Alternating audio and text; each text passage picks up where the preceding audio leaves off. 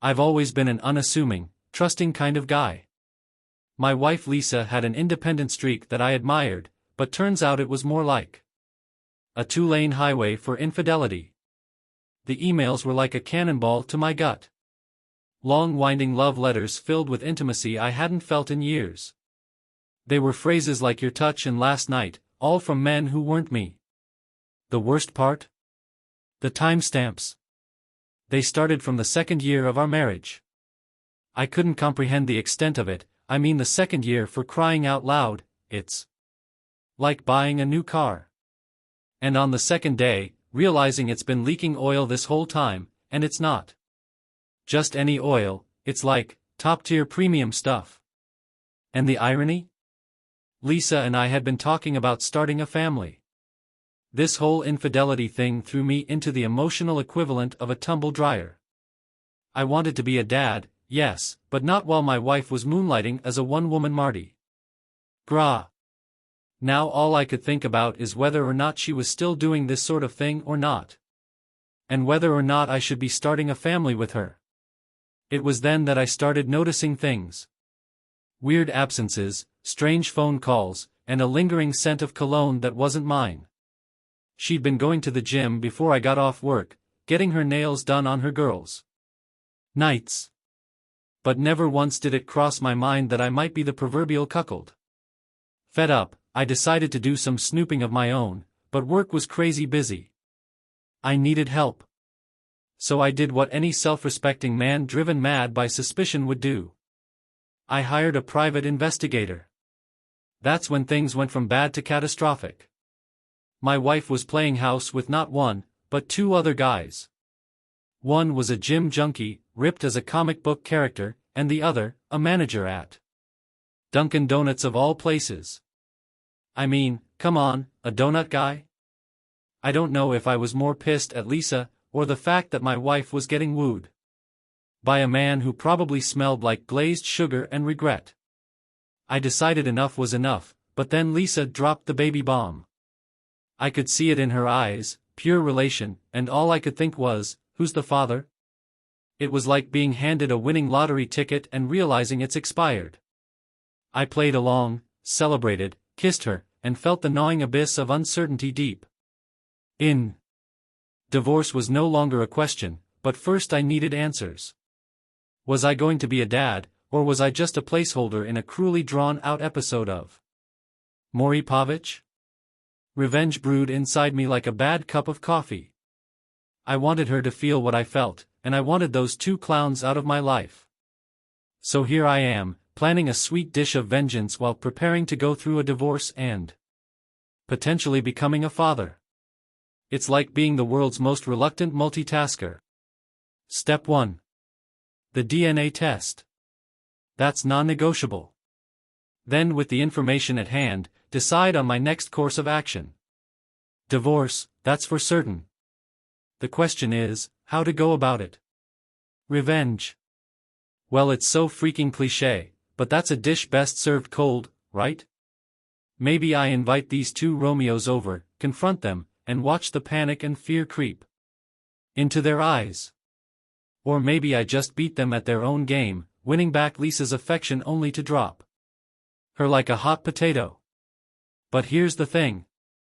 I want to build a peaceful life after the storm, you know? One filled with quiet Sundays and no more heart-wrenching emails. Revenge has to be measured, calculated, but most importantly, it has to set me free. Free from the anger, the betrayal, the incessant urge to check her phone every time she steps out of the room. I figured, why not go full Ocean's 11 on this? After all, both these guys were infatuated with Lisa, so what if I turned that against them? Make them suspicious of each other, plant doubts. A few fake emails here, a couple of insinuating texts there, and boom. Let their jealousy take over.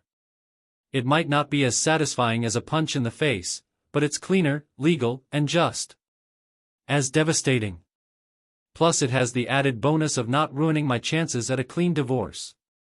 Divorce, the word used to send shivers down my spine, but now it's become my North Star, guiding me to sanity. I'm not looking forward to the process, but it's a hurdle I need to jump. I have a good lawyer, a clear goal, and most importantly the truth. But those in my corner, I'll get through this, but the baby. Now that's the million-dollar question, is it mine? Or am I just a potential babysitter for someone else's child? The answer will shape everything that comes next. I've already made arrangements for the test, and all I can do now is wait. But whatever the outcome, I'm determined to carve out a peaceful life for myself. Maybe I'll pick up that guitar again, or start working on that novel I always talked about. As someday when the dust has settled, I might just venture into the world of dating again. However, for now, I've got a revenge plot to unfold, a divorce to finalize, and a paternity test to nervously await. It's quite the mess, but you know what they say, the calm comes after the storm, and I'm damn ready to weather it. Here is his first update. A few days had passed since my Ocean's 11 style plan had hatched, and I was feeling a heavy mix of dread and anticipation.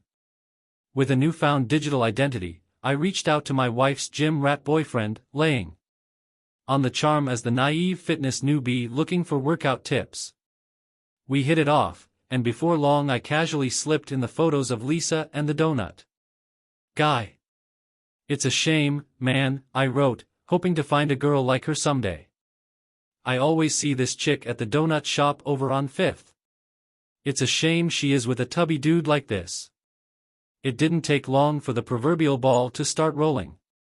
In a whirlwind of texts and speculations, I guided Jim Rat to the scene of Lisa's betrayal, creating an anonymous tip-off with the precision of a clockmaker. I knew what day she got her nails done, and now so did the gym rat. When the day her next nail appointment finally arrived, my heart pounded like a tribal drum. Sitting in my car across the street, I watched Lisa sashay into the nail salon, then the donut shop. Right on cue, Jim Rat showed up, ready to catch them in the act. As the chaos ensued, I slipped into the background, phone in hand, recording the entire spectacle. The moment the gym rat entered Dunkin' Donuts, the atmosphere became a powder keg ready to explode. His eyes darted between Lisa and the donut guy, muscle-bound and bristling with confrontation. The donut guy was no Greek god. His body a testament to one too many pastries, but his confidence didn't waver. The gym rat charged, but the donut guy sidestepped, showcasing surprising agility. His fist connected with the gym rat's face, sending him staggering back. The gym rat roared, red-faced, and swung back, but the donut guy bobbed and weaved, dancing around him like a seasoned boxer. Amid the flying donuts and the shocked gasps of bystanders, the donut guy, against all odds, took down the gym rat with a final blow that sent him sprawling across the linoleum. The donut guy's face as he stood victorious, breathing heavily, while the gym rat groaned on the floor, his ripped physique failing him in the face of unexpected adversity.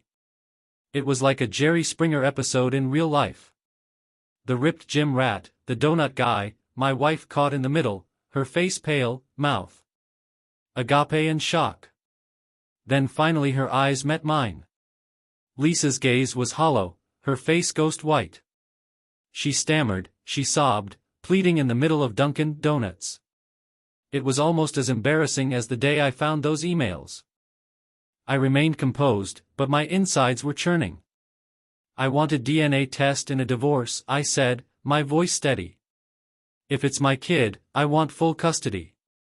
The look on her face was almost worth the betrayal. She was cornered, helpless. Her sobs grew louder as the two guys just stared at her, dumbfounded, and obviously wondering who the hell I was. And then I posed the question. I wonder how these guys found out about each other, I said, laughing as I walked away. It was almost cinematic, the way she stared after me, her tears staining her cheeks, her world crumbling around her.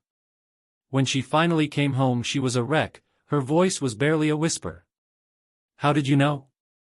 She asked. I looked at her, the woman I had loved, trusted. She was a stranger now. Disappointment washed over me, sour and bitter. I didn't say anything, I didn't need to. Instead, I walked to our room, retrieved a pillow and blanket and tossed them at her feet. The door clicked shut behind me, locking away my past, and hopefully opening a path to a better future. This was just the beginning, but I knew I'd weathered the worst. After all, every storm leads to a clear sky, and I was ready to step into the sunshine. Here is his final update. Hey guys, I'm back for one last update.